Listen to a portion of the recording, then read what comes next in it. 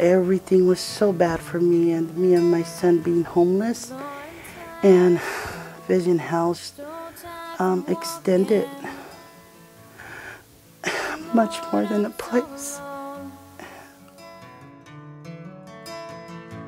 Lord, the dark is creeping in, creeping up to swallow me.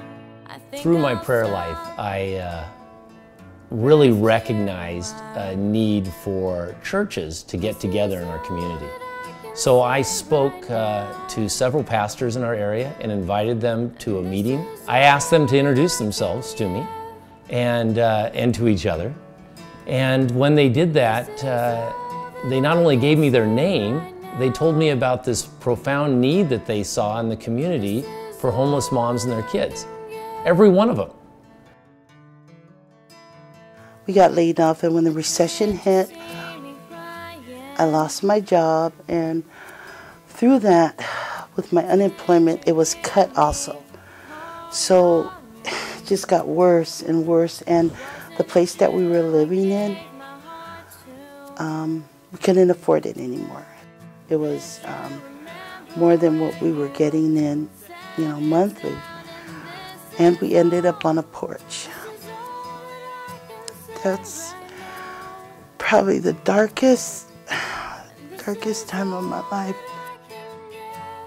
I was very deeply, heavily into drugs, and I wasn't able to take care of my first daughter at the time, and so I was just on the street, just using drugs, staying here to there, and with a very unstable life. I was pregnant again, like maybe a year and a half later, and I just decided it just had to be different this time, and I wanted to be able to raise my child and to be around her.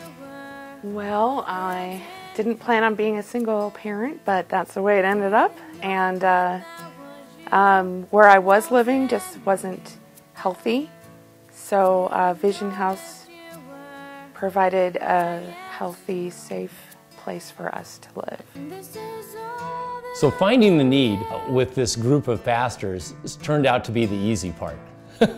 The difficult part was, wow, this is going to take a lot of money and a lot of hands on deck.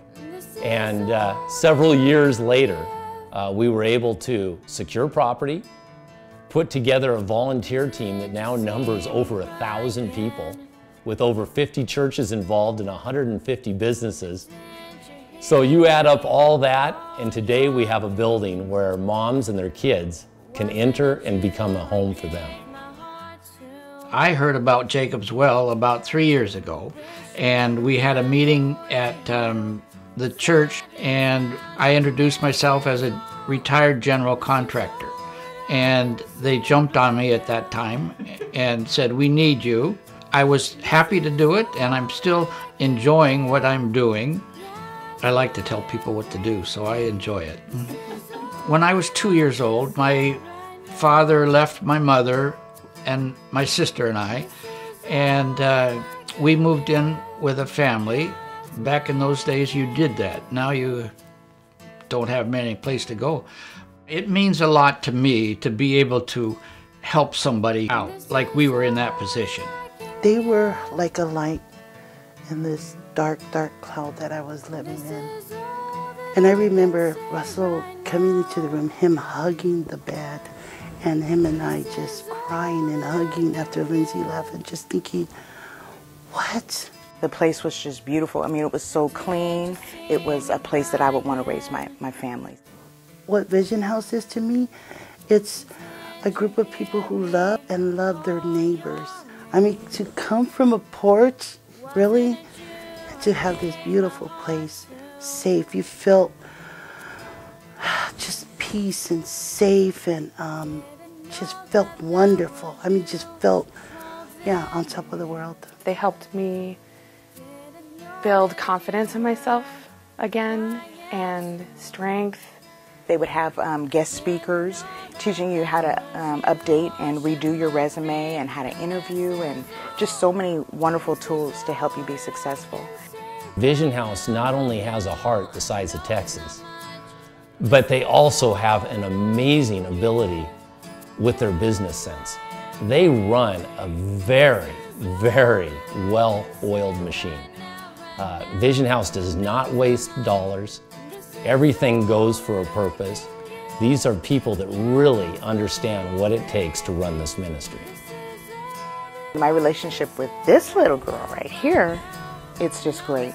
And she makes me so happy, you know, and I just look at her and I'm just like, oh my gosh, we made it. Yes, I think it's important to have more Vision Houses. And that it seems like if the waiting list is too long, then we need to build more. I just got employment and I have a car now and I'm happy, really happy.